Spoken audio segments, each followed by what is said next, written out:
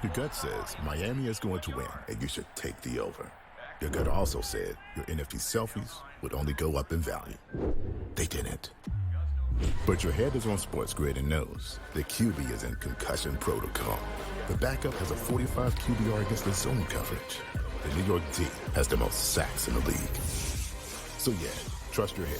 It's smarter to be on SportsGrid. There is going to be an energy to game time decisions that you will feel night in and night out. We're going to go through every single thing, and I've got a great team behind me that's going to help me get the job done. I want this to be the place that people come to. We are going to hit every single one of those markets that you need to know about. There is not going to be a better place, I promise you, than Game Time Decisions. We will have everything at our disposal, and we will use that to our advantage. I'm Kevin Walsh. Tune into Game Time Decisions from 6 to 8 p.m. Eastern on SportsGrid.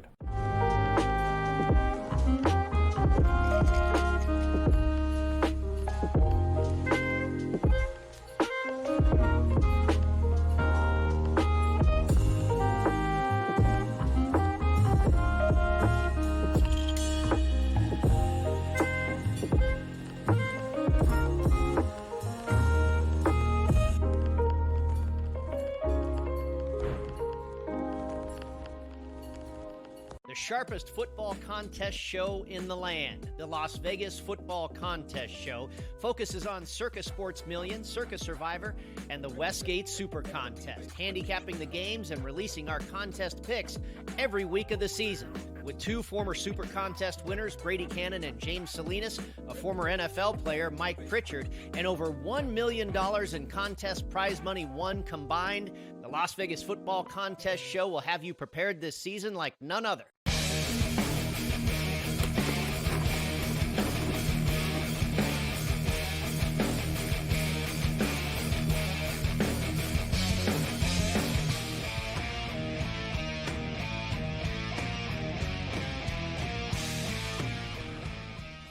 The Raiders were down 10-0 early. We pulled the trigger with the Raiders plus the points, the 9 plus 9 in this game, closed at 9.5. It was 10-0, but the Raiders have responded with a touchdown. So now it's 10-7 in this game. I didn't play the total of this. Kind of think, let's wait for it to dip a little bit more, but I think there's probably going to be points in this game. We're seeing, these preseason in week 3, they're kind of ending with a bang here. It's kind of like random chaos, which leads to points. I find. So 10-7 right now in this game. Over-under is 38.5. Meanwhile, the CFL football game, total closed at 49.5, and it was playing to the under earlier. We said, you know what, let's hope for some crazy CFL action. We saw last night the legit crazy CFL stuff.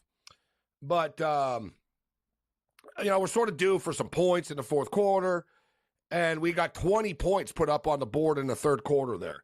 So it's 20-19 right now. The new in-game total is 51.5 in this game. We've got it over 49.5. We've got a teaser with the Bombers.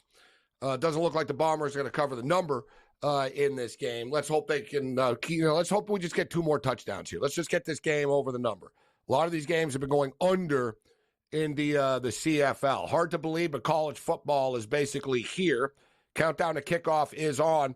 Florida State are laying 10.5 to Georgia Tech. And as we were kidding about McAfee earlier, so McAfee lives a great life. A lot of travel, right? A lot of travel, but he makes a lot of money. So it goes hand in hand. I could handle all that travel if I was making a lot of money, right? I mean, he's taking private jets and all kinds of cool stuff. If you were just sort of like, I remember seeing Ariel Helwani. I'm sure a lot of people think, oh, man, Ariel's got the best life, and he goes to every, major card. Like, I've seen Ariel in airports sometimes looking like a corpse, like just so tired, right? So McAfee, I kind of knew there was going to be trouble. He had Sheamus on the show yesterday, and Sheamus was talking about how much, how much drinking they're going to do in Ireland, and he's going to get everyone hammered, and they won't be able to keep up with him. And I knew they weren't, kidding. So then they posted a picture on the plane going there, and it was a picture of Sheamus and Pat, and there was like 1 million Guinnesses on a table there on a plane. And I was thinking, man, they're going to be pretty hungover in the morning. I say, they're younger, although Sheamus is 46. So they slammed you. They figured a plane. They did the show today, and they must have slammed a couple of hundred more Guinnesses after the fact. I didn't see it live. I tuned in just as the show was ending, type of deal, and then I saw online. I'm a busy man myself, right? So, but all kidding aside, I saw online after McAfee this, McAfee that. So I saw all the clips and a lot of funny stuff. But I'm thinking, man, you got College Game Day in the morning as well. So everybody that when you watch Pat on College Game Day tomorrow, because they're there, that's why they're there. College Game Day went to Ireland. Probably be the last time. Probably be the last time. So Florida State are 10.5-point favorites. The game starts at noon Eastern, 9 Pacific. Total's 55.5. I talked about the weather and how it wasn't expected. Weather wasn't expected to be a factor. Dublin, Ireland, and of course now it's not quite as sunny. It's raining right now. So I said the other day, well, you think it rains there all the time? So it's raining. It's raining in Dublin. It's not raining hard, but it's raining a little right now. And it says tomorrow 2% chance of rain, cloudy with sun. So it's the full sun temperature is going down. And Zach Caleros just went down as well. Hamilton Tiger Cats going to be getting the football back up 2019 with 11 minutes left in this game. So weather's not a factor there. But you know what? Let's check in with the weather in New Mexico. What's up in Albuquerque? Albuquerque, New Mexico. It will be very hot for this game. Very hot, which, you know what, is a good thing if you like the under, like we already like the under. Football isn't meant to be played in the summer, right? Football is a fall sport, a winter sport. Tonight in the CFL, one of the linemen collapsed. He had heat stroke. And you know what? It was 93 degrees tonight in Winnipeg at kickoff. And these field turfs, they get hotter too. It compounds the heat. So it's actually, ironically enough, the same temperature it's going to be in Albuquerque tomorrow, 93 degrees. That's freaking hot. And think about it. You got a team coming from Montana who used to playing in the snow and cold weather, going up into the altitude, into Albuquerque, 93 degrees. Anybody that's gone to these CFL afternoon games, and I've gone to a lot of them over the years, CFL afternoon games on a weekend, it's hot as hell. Like, I remember, nearly collapsing myself at an Argonaut game once, and I wasn't even playing. I was sitting in the sun. I guess I should have moved out of the sun. But, I was like, damn, this is it's too hot for football, man. It's just, too much. I don't know, the pads on for these guys. So it's hot as hell. And when it's that hot, it slows everybody down, right? You start to move in slow motion as the game goes on because you're so dehydrated. You're so hot. You're going to get cramps and stuff. So I actually like that for the under tomorrow. So 93 degrees, hot as hell in Albuquerque tomorrow. Nevada, Reno. Reno's not quite, it's not like Las Vegas, but it'll, Vegas is, there'll be a big difference. Vegas is the desert. Reno is snow and mountains and stuff. So, you know what? It's 64 degrees tomorrow. 64 degrees and sunny, no wind. So this is for the SMU game. This SMU game, man, the number's been all over the place. It's a ridiculous game, right? I mean, SMU shouldn't be this big of favorites, but nobody wants to take Nevada. And what's going on with the point spread right now, and I talked about this throughout the week, and I'm not part of the crew dropping 20K on one side and 20K on the other side, but that's what's going on with this game.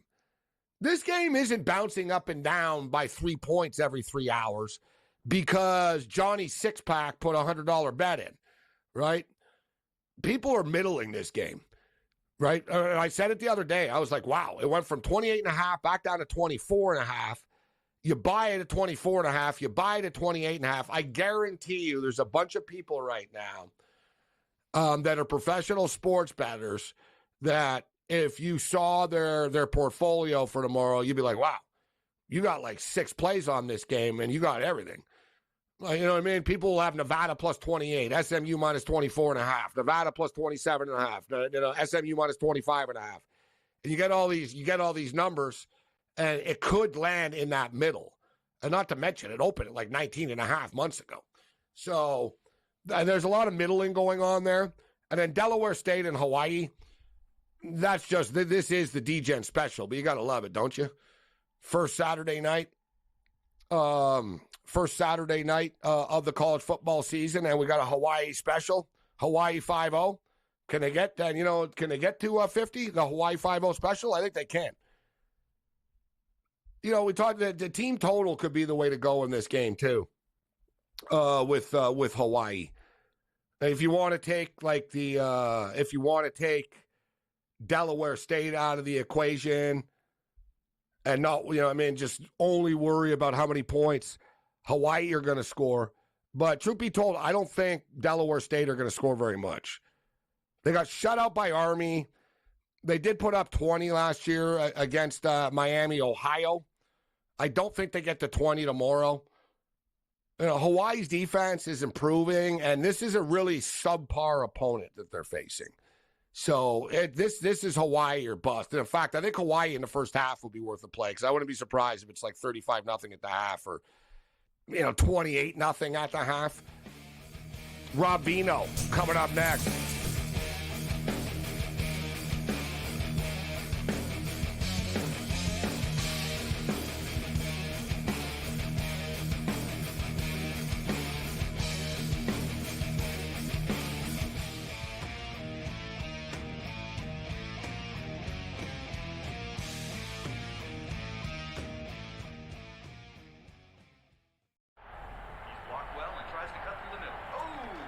Your gut says Miami is going to win, and you should take the over.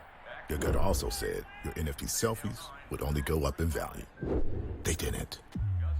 But your head is on SportsGrid and knows the QB is in concussion protocol.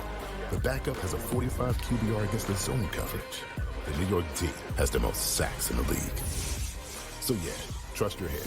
It's smarter to be on SportsGrid. There is going to be an energy to game time decisions that you will feel night in and night out. We're going to go through every single thing, and I've got a great team behind me that's going to help me get the job done. I want this to be the place that people come to. We are going to hit every single one of those markets that you need to know about. There is not going to be a better place, I promise you, than Game Time Decisions. We will have everything at our disposal, and we will use that to our advantage. I'm Kevin Walsh. Tune into Game Time Decisions from 6 to 8 p.m. Eastern on SportsGrid.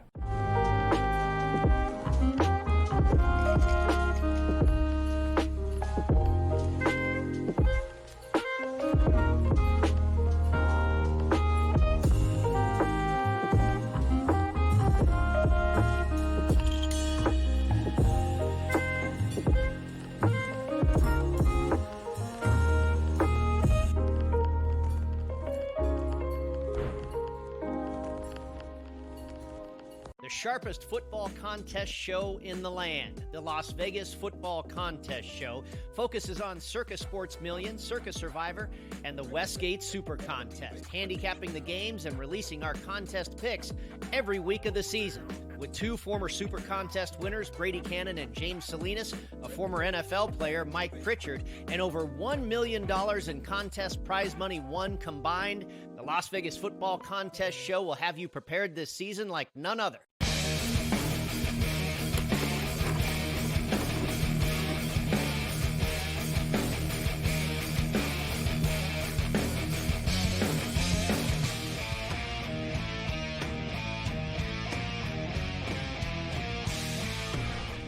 This is SportsRage. I am Morency.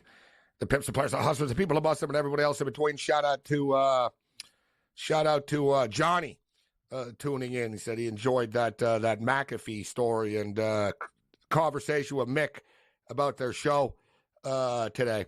Yeah, I got to say, there's going to Ireland. It's one thing to go to Ireland, another thing when you're going with Sheamus, and Sheamus can really throw them down. I'll tell you that. So Rob Vino. Speaking of being able to throw them down, Rob Vino's been known to be able to throw a few down in his day. How you doing tonight, Rob? I'm not throwing a few down tonight, Gabe, but yeah, I'm doing good. How about yourself? No, yes, there's a time and place. We're professionals. Right. There's a time and place, and we're not throwing anything down right now until this game gets over the number. Actually, will it? It's 20-19 right now. These CFL games, that's got to be a penalty, man. That's a late hit right there. Man, you get away with a lot in the CFL. But this game right now, Rob, 20-19 for the Hamilton Tiger Cats. Sort of felt like after Hamilton were so bad last week that they would cover the number, and Winnipeg's offense isn't great. But then whatever, dude, it was like 16-3 or whatever early in the game, right? It looked like Winnipeg were going to run away with it. But here we go again, 20-19 right now, Rob, with 8 minutes left. Yeah, I thought the opposite, Gabe. I really thought Winnipeg would come out and hammer this team tonight. I thought that maybe Hamilton had, after last week, they didn't look great. Bo Levi Mitchell did get his job back. That was the one thing that scared me a little bit, was when Paul got hurt last week. Mitchell came in. Now Mitchell's a starter again. But the defense for Winnipeg has been terrific, right, over the course of the last 6 weeks. And then in the third quarter, it falls apart. I think, I find myself, we talk about CFL starting quarterbacks a lot when I'm on with you on Friday nights, Gabe. And Zach Collaros just fits right into that category of guys that frustrate you. Misses throws, open touchdown in the first quarter, just overthrows the guy by 10 yards in the end zone. And when you don't capitalize on points and you're laying 9 or 10, it's tough. Next thing you know, you're trailing, and here they are losing guys on the offensive line to injury like flies. It's tough for Winnipeg right now. That's a good point. Lucky Whitehead was so open. He overthrew him by about 5 to 7 yards still, and Whitehead's a fast receiver. One thing about Zach Collaros, age has caught up to him. If you think about it, Rob, going back, you remember, so Brian Kelly, now coach of LSU, he was the coach of the Cincinnati Bearcats. They played in the Sugar Bowl against Tim Tebow and Urban Meyer and the Florida Gators. The quarterback of the Cincinnati Bearcats, Zach Collaros, that night.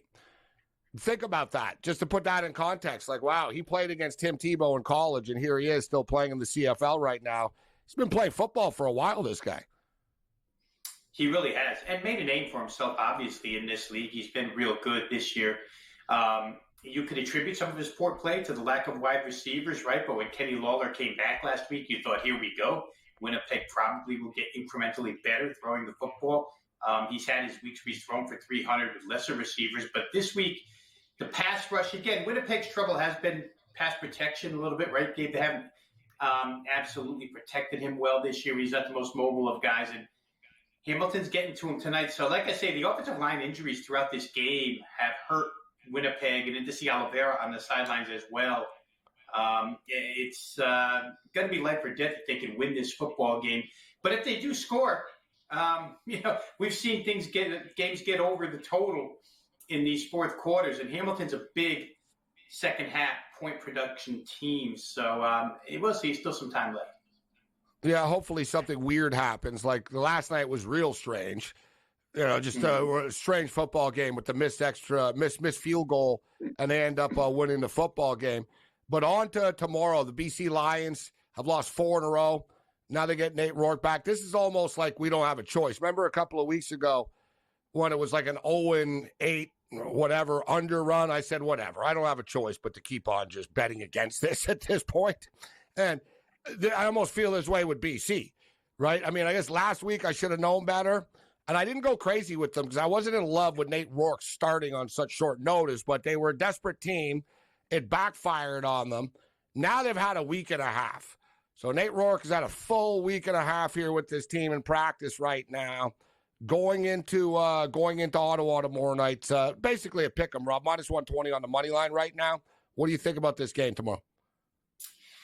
Ottawa's been good at home, so it's hard sidewise to go against Ottawa here, at least with the current form that BC is showing us, right? And offensively, when I sit here and see Hamilton moving the football second half the way they are, I wonder, if BC's offense really is what they've shown us the last few weeks. But to your point, you would expect Nathan Rourke to be able, with a game under his belt and with 2 weeks of practice under his belt, to be able to come out there and lead this football team to some point production. Ottawa's not the best defense. My first look was toward over, Gabe. Then I backed off a little bit, and I still haven't played the game, so I'm still in that consideration mode.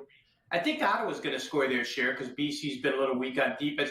And the part that scares me with Rourke, and I should have known when Vernon Adams couldn't score against Winnipeg, is, again, the pass protection for BC. Nathan Rourke, as good of as mobile of a quarterback as he is, was absolutely running for his life last week. Now, maybe he wasn't used to the, playbook as much yet and didn't read the routes right, but I don't know. I'm kind of at a crossroads in this game. One thing, too, that's been tricky, guys, with the CFL over the last couple of weeks is there's always new quarterbacks coming in and out, right? So, there's a long list of them. Last week, Jeremiah Masoli played for the first time in over a year and a half. Now it was a one-stop shop for him. Drew Brown is back for Ottawa tomorrow night. So that's kind of a reason why, I think that's an advantage for BC almost. Mm-hmm. We saw Chad Kelly come back for Toronto last night and wasn't very good. Made some individual plays in the fourth quarter. They did enough to miraculously win the football game. But we've seen these quarterbacks that haven't played, and Cody Fajardo's another one, actually. Cody Fajardo, Rob, will be back for the Montreal Alouettes on Sunday night against the Edmonton Elks. Trey Ford's going to be out again. It's going to be McLeod Bethel-Thompson in that game. So we'll wrap up the CFL on the other side, and we'll see what Rob thinks about Week 0 college football, because I know the CFL, as much as Rob has adopted the league, is starting to upset him.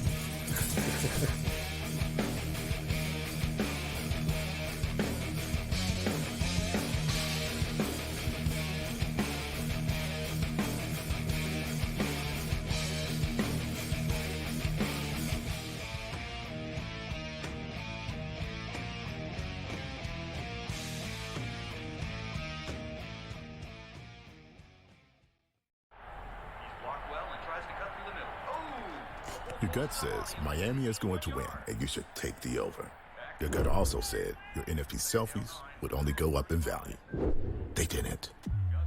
But your head is on SportsGrid and knows the QB is in concussion protocol. The backup has a 45 QBR against the zone coverage. The New York D has the most sacks in the league. So yeah, trust your head. It's smarter to be on SportsGrid. There is going to be an energy to game time decisions that you will feel night in and night out. We're going to go through every single thing, and I've got a great team behind me that's going to help me get the job done. I want this to be the place that people come to. We are going to hit every single one of those markets that you need to know about. There is not going to be a better place, I promise you, than Game Time Decisions. We will have everything at our disposal, and we will use that to our advantage. I'm Kevin Walsh. Tune into Game Time Decisions from 6 to 8 p.m. Eastern on SportsGrid.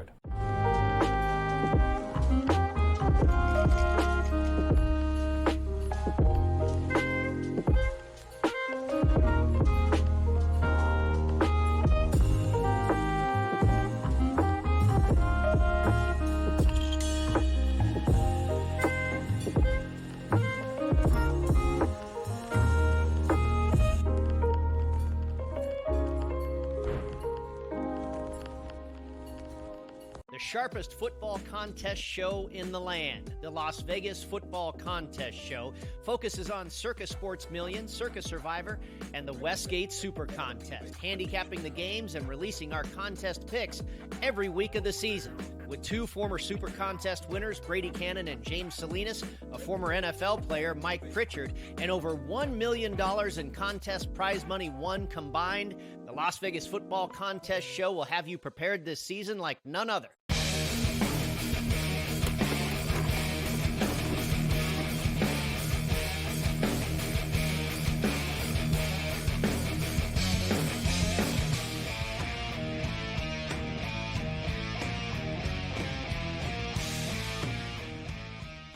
Last night, the CFL, a game was won on a single point. It's 2019 right now. Maybe somehow we end up in some weird, 2020 or... my math, and Rob, I'm always the eternal optimist, as you know, as an over-better. Crossed my mind before. I'm like, you know what? Hamilton scores a touchdown, gets up 27-19. Give us a couple of minutes. Winnipeg goes down the field, scores a touchdown, gets the 2-point conversion, and then boom, we get it. Yeah, absolutely. We'll take that. Yeah, well, we don't even need a 2-point conversion, actually. We had 2 touchdowns. No. We got to get 2 touchdowns out of this. But Yeah, That's sort of like the scenario that I saw. I'm like, yeah, maybe, right? If Hamilton, but it's wishful thinking. So let's move on to college football. First game up, Rob, Florida State and Georgia Tech. What are your thoughts on this game? What's your excitement level from a betting perspective on this game? Well, I think it's always interesting, Gabe, now that they start the season with these conference matchups, right? I mean, for Florida State and Georgia Tech, this is real. I may be in the small boat, the minority boat here, in belief that Haynes King is a better quarterback than DJU. But I do think Haynes King probably is the better quarterback in the game. And Georgia Tech certainly has the ability to move the football. We know that. Question will be here, can they defend against Florida State? And obviously, we've been checking weather on this for 2 weeks, right? Because you never know in Ireland. But if the weather was going to be good, I thought this probably gets over the number. Because FSU is going to score their share. And I think Georgia Tech can score their share as well. But now up to 56, I'm sort of second-guessing myself there. The line movement all the way down to 10, and now back a little bit to 10.5s and 11s. For an opening game, Gabe, and a game that's played on a neutral field, you can understand why the dog money came in here. Not that Georgia Tech's the better team on paper, but you can certainly understand Florida State having to really start somewhat new here from last year's team that got to the doorstep and then wasn't let in the door. I think if I had to at this point in time, I would probably look toward taking the points. And on the total perspective, I think I would still probably lean a little bit toward over, maybe something in the, something in the 34-23, 34-24 category. Why is it, Rob, do you think that we see at times pro teams will struggle offensively early, and it'll be, well, we didn't play much in the preseason, it'll take us a couple of weeks. And, in the NFL, the offense will start to dial up after 3-4 weeks. College football, we've seen a lot of high-scoring games, like in, the first game of the year. I remember years ago I went to the Kickoff Classic in Anaheim, dating myself, but Colorado and Tennessee. Darian Hagan, when Colorado were the national champions. They were like the defending national champions. They opened up the next season on a neutral field in L.A. against the Tennessee Volunteers. I think it was a 31-31 tie. You know what I mean? So it was like just a wild game, first game of the year. Being a Michigan fan, I remember having a bunch of wild games against Notre Dame in week one over the years. So it seems like, offenses are ready to play in college football. I guess maybe just because they're just better than the defenses are in college football. It's because there are no other real differences, right, Gabe? I mean, I would say, well, in college, way back in spring practice, who your opener is against, and you have 6 months to get ready for that team. But, the NFL schedule comes out when it comes out, late spring or mid-spring, whenever it is. And that coaching staff knows how to get ready for the other team. And they have the benefit of 3 preseason games, so they hit a little bit. These college kids, they haven't hit anybody with a different jersey on yet. So it is interesting. Good point. Why college games would be higher scoring, other than the matchup advantages are just so huge in some of the disproportionate talent level between both teams generally is far bigger than any NFL game. And you see it reflected in the point spreads tomorrow. Rob Vino kicking with us in typical CFL fashion. Hamilton missed a chip shot field goal. It got returned out of the end zone, but then Winnipeg was a quick 2-and-out, and Hamilton had the ball back right now with 3:07. The only way this math starts to add up is we need a quick somehow broken coverage, touchdown, and then touchdown Winnipeg. But looks like Hamilton might actually win this game. Winnipeg just aren't playing very well. CFL's a crazy-ass league. All right, look forward to Rob's take. Speaking of having months to prepare for a game, Bronco Mendenhall. I'm not saying Bronco Mendenhall is Nick Saban, but he still had time to prepare for this football game, and this spread's up to 13.5. And I'm going to surprise you, Rob, as somebody how much I love betting on the overs. I'm going to surprise you with my thoughts on the total of Montana State, New Mexico. Love it.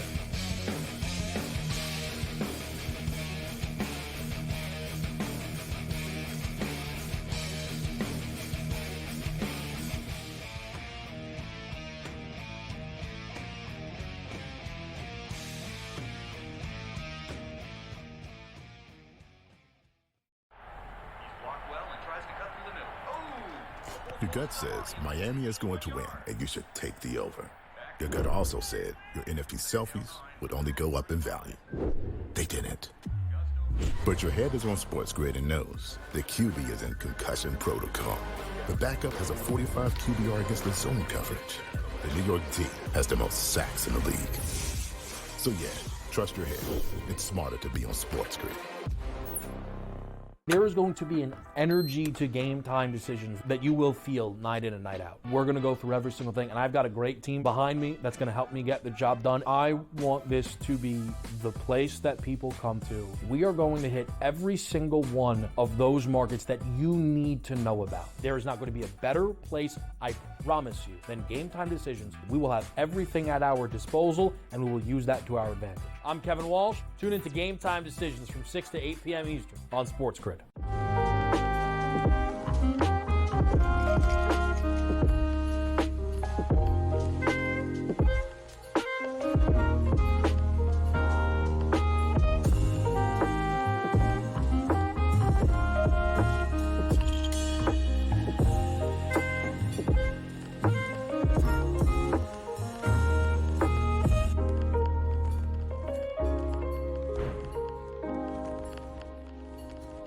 The sharpest football contest show in the land, the Las Vegas Football Contest Show, focuses on Circa Sports Million, Circa Survivor, and the Westgate Super Contest, handicapping the games and releasing our contest picks every week of the season. With two former Super Contest winners, Brady Cannon and James Salinas, a former NFL player, Mike Pritchard, and over $1 million in contest prize money won combined, the Las Vegas Football Contest Show will have you prepared this season like none other.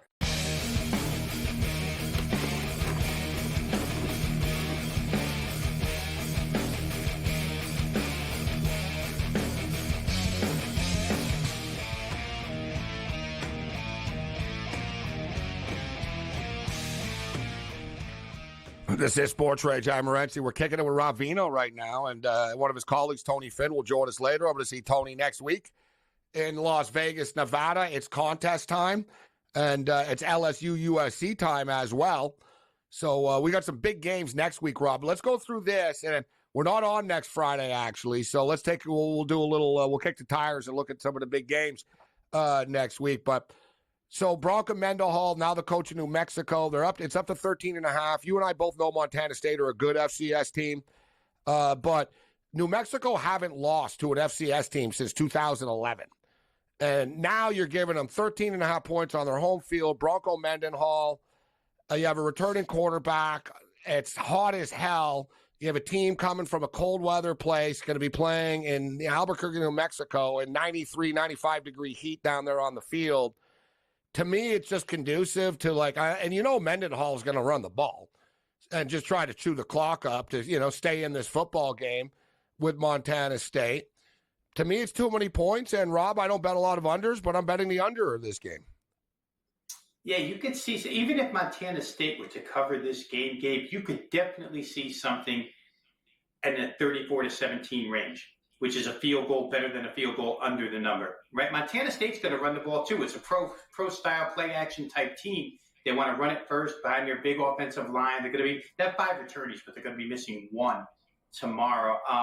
So they want to run. Mendenhall wants to run. Mendenhall's known for defense. I know he doesn't have all the pieces that he wants yet, but still defensive-minded coach with that 3-3-5 that he brings to, which is a little bit unique for teams to see the first time. And Montana State's a really, really good defensive team as well. And it's a team that could play in an FBS conference. Let's face it, they could be in an FBS conference and be successful right now. So I could totally understand under the number in this game between these two teams, unless something freakish breaks out where there's a lot of turnovers that set up short fields. But otherwise, looks to me like it should be an under as well. Rob, what do you think of the SMU-Nevada game? The spread's been all over the place with this one. So it's kind of, you talk about it, and the point spread changes in 10 minutes, right? The total's 55.5, though. Pretty much same numbers. 55.5 in Georgia Tech, Florida State, 54.5 Montana State, New Mexico, 55.5 SMU and Nevada. I sort of have, and, I think SMU sort of win by exactly this. I keep coming back to, like, by 30, 27, 30, 40-10 type of thing. 45-14 wouldn't surprise me. But I'm also not running to the window saying this, SMU or some stone cold lock to murder them. What do you think of this one? This game sort of, I like the least, to be honest, out of the four of them, excuse me. I took my shot here, Gabe, and I just shaved the game in half, and I played SMU first half -14. First, in these games in week 0 or in week 1, where the lines are where you have prohibitive favorites, right? You always want to look and see what's on deck. They're going to go into a shell, maybe the second half, whatnot. With SMU, they're so far more talented than Nevada is. In fact, I took a shot with SMU at 16-1 to win the ACC this year. I just feel like the ACC could be up for grabs. And SMU, a team that went to the ACC and said, don't even give us any of your television revenue. We don't want your money. We've got our own money from our oil wells, and we're going to revert back to 1981 or 82 and, pay everybody under the sun. The Pony Express would be legal now. It'd be legal now. Here's a fur coat and a Corvette.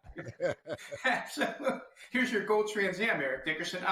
In a couple of years, they may run the roost in that particular conference. But I'll say this, Preston Stone is a first-round quarterback, in my estimation. And I like what Rhett Lashley said. Scoring points is never the problem with SMU, right? The problem has always been defense. Last year, the defense improved in the AAC. Rhett Lashley said the defense is flying around this year. And what they've been able to do is they've been able to build quality depth, right? It's not just a first team anymore. They're deeper. The one thing that got me to first half rather than full game or anything is the fact that in this sports betting industry game, we use the term bully an awful lot, like to describe a team, a bully team. When they're a big favorite, they steamroll them. They don't overlook them. SMU was in this role 7 times last year as a first-half double-digit favorite. They covered 6 of those 7.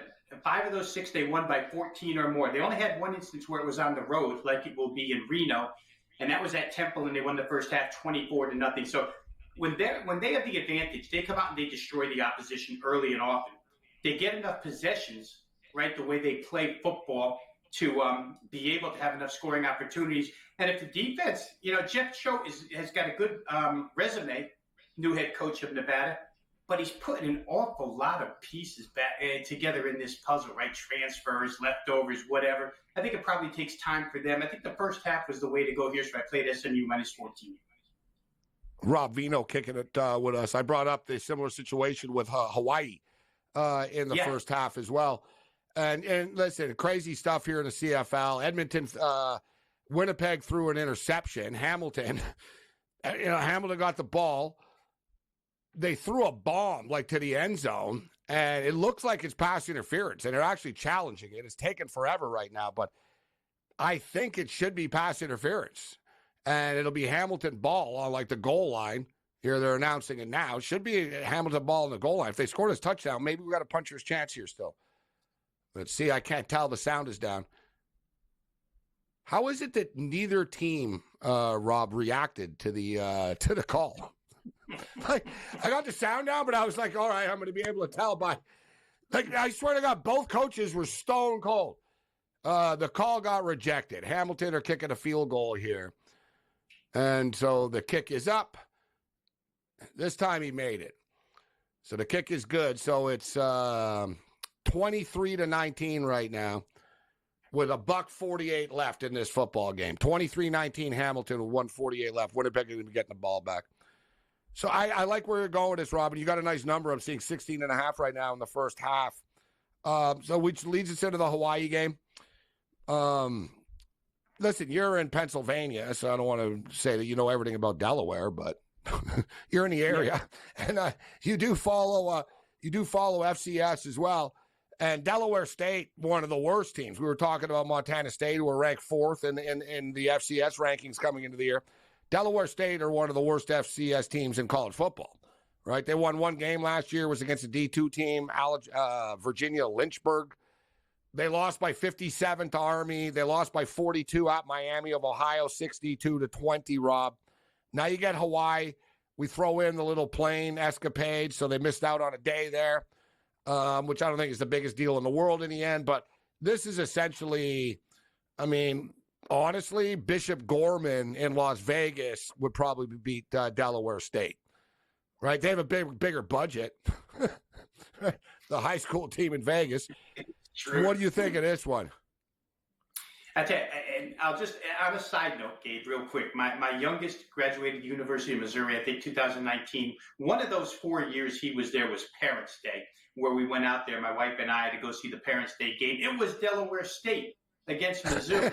It was 56-0 at halftime, Mizzou, and it was so bad that the two teams agreed to only play 10-minute quarters for the third and fourth quarter, because when you looked at Delaware State take the field, they were so small compared to Missouri. It was unbelievable. And I think, they just can't recruit size, depth, any of that. So I would imagine they're not in the caliber physically as Hawaii is. And for Hawaii, real quick, you talk about the travel escapade. It's hard enough for veteran teams that go to Hawaii to not be distracted. Delaware State being put on the islands is like, that's the ultimate distraction. And the game starts at midnight Eastern time, so it's kind of a bad situation for Delaware State. I played the first half over 30.5. Again, good number. That's why you bet these things a little bit early. But I thought Hawaii might get to 31 in the first half by themselves just because of the offense that they run and the quickness with which they can score. Hawaii says there's no plan B to getting to a bowl game this year. They have expectations down there with Timmy Chen. And they're going to run the score up if they can. Rob Vino in the house. We'll take a look at week one and more on the other side. And the Raiders.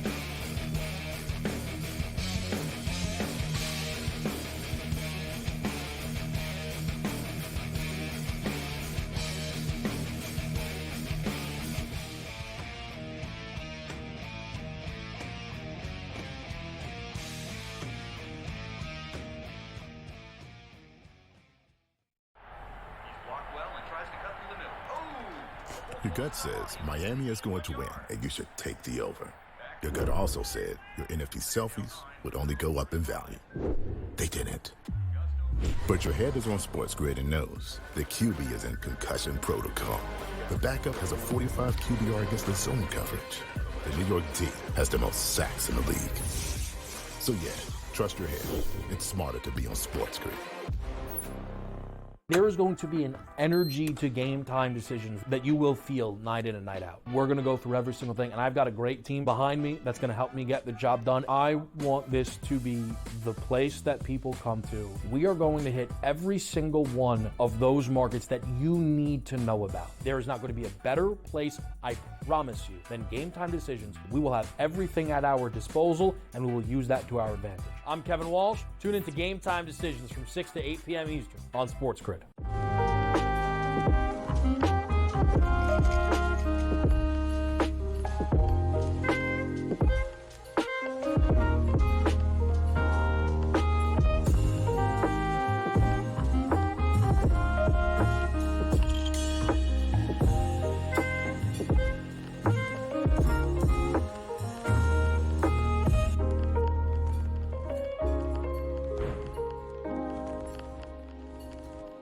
Sharpest football contest show in the land. The Las Vegas Football Contest Show focuses on Circus Sports Million, Circus Survivor, and the Westgate Super Contest, handicapping the games and releasing our contest picks every week of the season.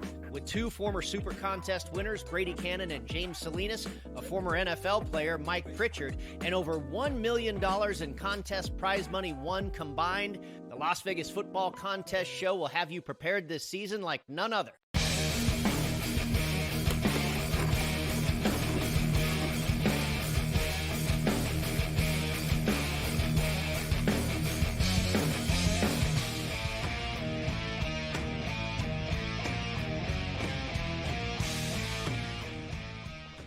All right, I kind of feel bad because right before the break, Rob was talking. I looked.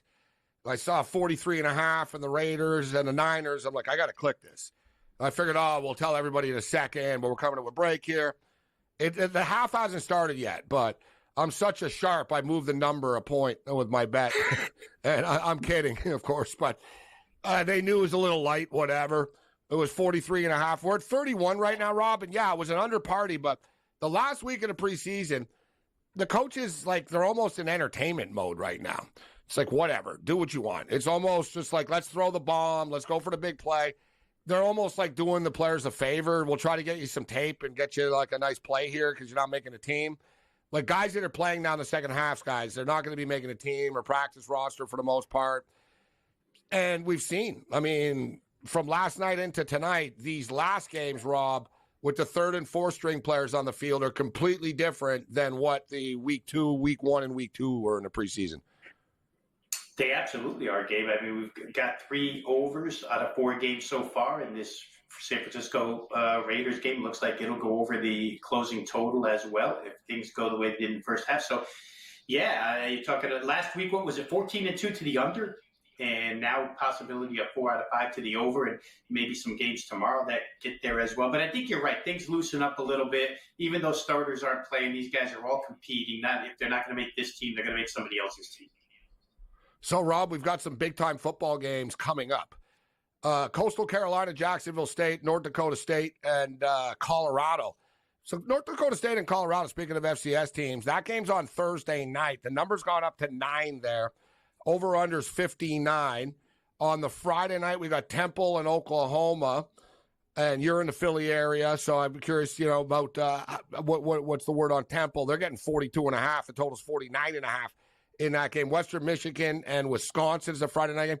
I find that TCU-Stanford game, we're still a week away, but I think Stanford are going to be scrappier than people realize. And laying 9 points with TCU, I think, is a little dangerous to do on the road against Stanford. And Stanford's first game in the conference, Winnipeg are on the goal line right now.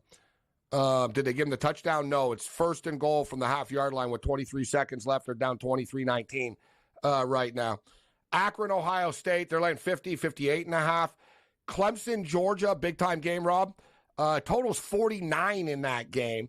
Georgia are now laying 13.5. And you know what? Can we get to the best of X, Tommy, here? We'll play this. I wanted to play this when Rob was on. Can we talk about the Michigan State and Florida Atlantic about this game? So Aiden Childs, guys, the stud quarterback. He was a big-time recruit. He went to Oregon State, and he was good. And he went along with the coach, Jonathan Smith, from Oregon State over to East Lansing to Michigan State. And here we go, best of X here.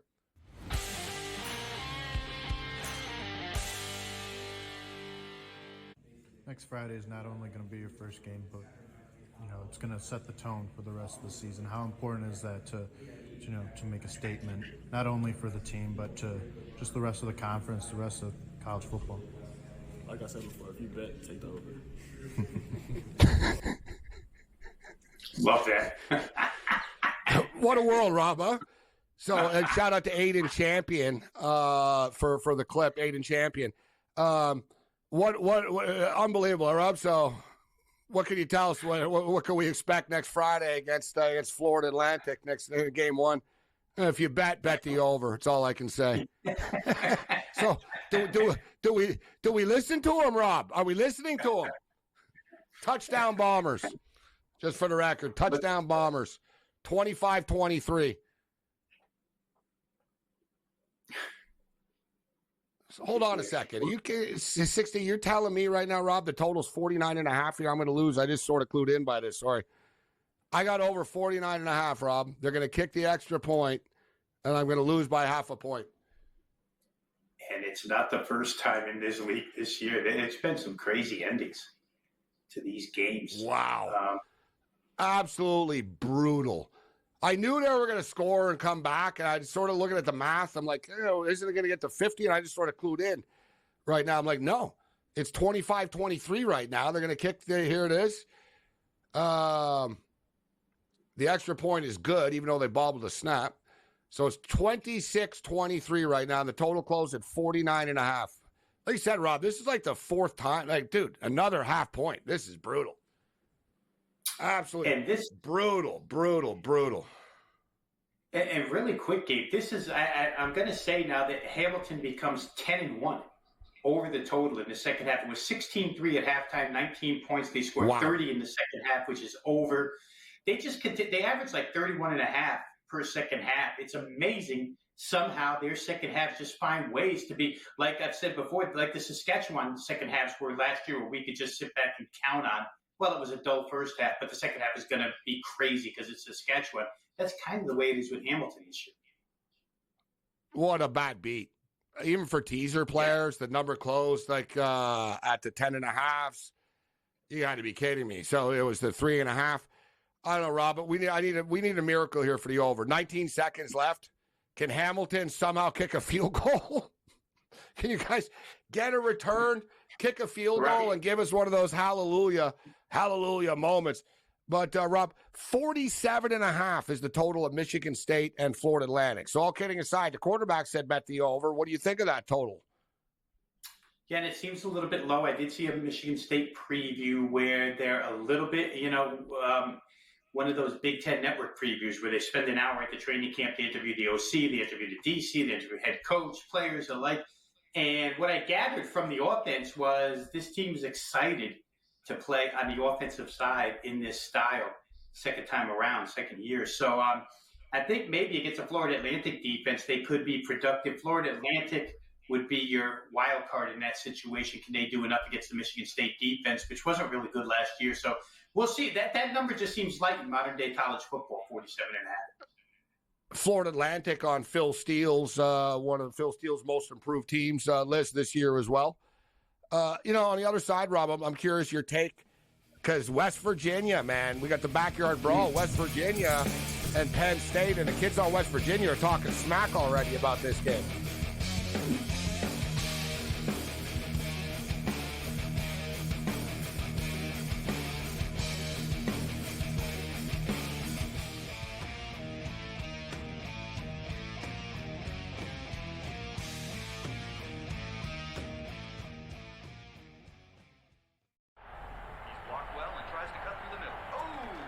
Your gut says Miami is going to win, and you should take the over. Your gut also said your NFT selfies would only go up in value. They didn't. But your head is on SportsGrid and knows the QB is in concussion protocol. The backup has a 45 QBR against the zone coverage. The New York D has the most sacks in the league. So yeah, trust your head. It's smarter to be on SportsGrid. There is going to be an energy to game time decisions that you will feel night in and night out. We're going to go through every single thing, and I've got a great team behind me that's going to help me get the job done. I want this to be the place that people come to. We are going to hit every single one of those markets that you need to know about. There is not going to be a better place, I promise you, than Game Time Decisions. We will have everything at our disposal, and we will use that to our advantage. I'm Kevin Walsh. Tune into Game Time Decisions from 6 to 8 p.m. Eastern on SportsGrid.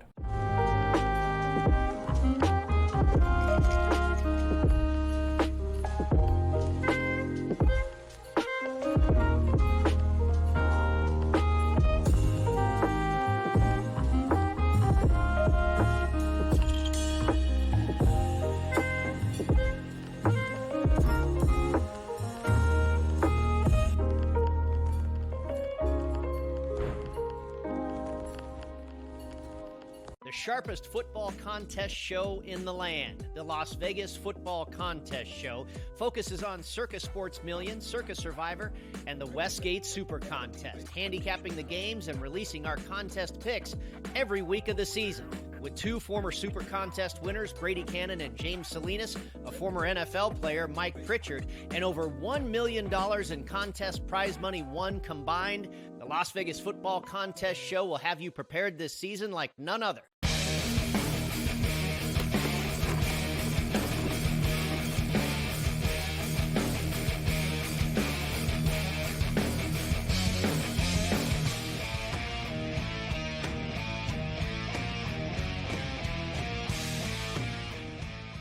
This is SportsRage. I'm Morency. We're kicking to Rob Vino in the house with us. So there's so many games, Rob. We're going to for a couple more minutes, but that West Virginia-Penn State game is interesting to start the season. Noon Eastern, early start time. Mountaineers getting 8.5 on their home field. Michigan are 21.5-point favorites against Fresno. 45.5 is the total there. Notre Dame and A&M. Aggies are now up to 3. Money's coming in on the Aggies. Totals 46.5 in that football game. And a game that will be at the LSU-USC game, Man, this number is down to 4.5 right now, Rob. And it was as high as 7 before. And it's interesting. The number's coming down, but the total's come down to 63.5. I think that game's going to be a track meet, actually, with Miller Moss and Nussmeier. LSU's defense gives up a boatload of yards through the air. USC's talking a big game, how their defense is going to be better, but I don't see how that game's not a track meet. What do you think about the week 1 board right now? Yeah, I mean, real quick on that game, Gabe. I mean, LSU gets Missouri's defensive coordinator, so new system. They think they're going to be better, but are they better right away against a USC potent offense? For USC, of course, they take UCLA's defensive coordinator. I think they're going to be better, learn a new system. I don't know that either could be better right away against this caliber of offense, the one that each team is facing. So I'd agree with you on over there. The Michigan game, I know in texting back and forth to you, the Michigan defense, you had mentioned to me, Fresno probably doesn't even score in this game. The Michigan defense is going to be Wink Martindale as your DC. That's crazy with all the talent that they have, maybe 3 first-round picks on the defensive side. So Michigan could cover a number without even scoring a lot of points in that one. West Virginia, in week 0, I always like to take the good quarterbacks, Gabe. I think they get their teams off to a good start. And Garrett Green, for those who don't know, the quarterback for West Virginia, I find him to be better than Drew Aller. Drew Aller comes in with a lot of hype and 5 stars, but he didn't prove anything last year. So as good as Penn State's defense is, maybe Garrett Green and the West Virginia offense can do enough to cover a plus 8.5. Down from 10, by the way. There's been money on West Virginia. I don't disagree with you there at all. UNLV open up on the road against the Houston Cougars. Rob, and, you know, the times have changed, as you can tell by the point spread here. The game's a basic pick 'em. Houston are 1.5-point favorites. There's a lot of buzz about this UNLV team. And, in fact, I even seen a couple of crazy people say that UNLV are going to make the playoffs. They're going to win the Mountain West and be that playoff team. How high are you on this UNLV Running Rebel team? I mean, I think as far as Mountain West consideration is concerned, you have to be high on them. They're in the top tier in that particular conference. Coming down to Houston and beating a veteran offense. And I know that Houston has gone through a coaching change here, right? It's now Willie Fritz, but Willie Fritz is a tremendous head coach. Everywhere he goes, he wins. Might take him some time to do the job here. It's certainly different than Dana Holgerson, right? But Fritz has been known to adjust to modern-day offensive football with his choice of coordinators. So, you know, they're going to run an air raid down there, Gabe, and UNLV can score. That's one of the games where I'm probably going to be on total up and over. I think that there's just going to be more points scored than what the current price asks of us. 54.5. Hawaii are playing tomorrow night, but they're already up on the board now. UCLA are laying 13, and there could be some growing pains for the UCLA Bruins. This is a game, Rob, where if Hawaii lays down, like, you know, one of these crazy numbers tomorrow night, I would expect this point spread to come down, actually. I don't want, you know, it's crazy we're talking about a team in week 2 that haven't even played yet, but I think Hawaii are a live dog plus 13 looking ahead to next week, too. Yeah, if you're going to get the 13, right? I wonder what the physicality matchup will be, Gabe. I know we talked about UCLA season over-under win total. I bet them under 5.5. Just don't see with that schedule that they're playing and the level of competition that they have to play how they can get to 5.5. But they could be physically bigger on both sides of the line and just more physical than Hawaii. So it'll be interesting. They've lost a couple of really good pass rushers. We see Latu for Indianapolis sacking the quarterback already in preseason games. Does UCLA have the type of defensive ends to pressure Schrager for Hawaii? They could take them out of the passing game. It could be problematic for Hawaii. That's one I'll have to look at a little more, especially if the number comes down like you suggest. If Hawaii wins big and this number goes down to, say, 11.5. Rob Vino, wagertalk.com, robvinosports.com. Rob, it's always a pleasure, my man. And what the hell did we miss here? 21-17 right now. We got a touchdown from the Raiders, Rob. There we go. You like that? Yeah, like that? Boom. All right. New in-game total, 50.5. Not bad. I got the Raiders plus 9, too. Let's go. Make up for this CFL travesty. Thanks, Rob. Take care, buddy. Thank you.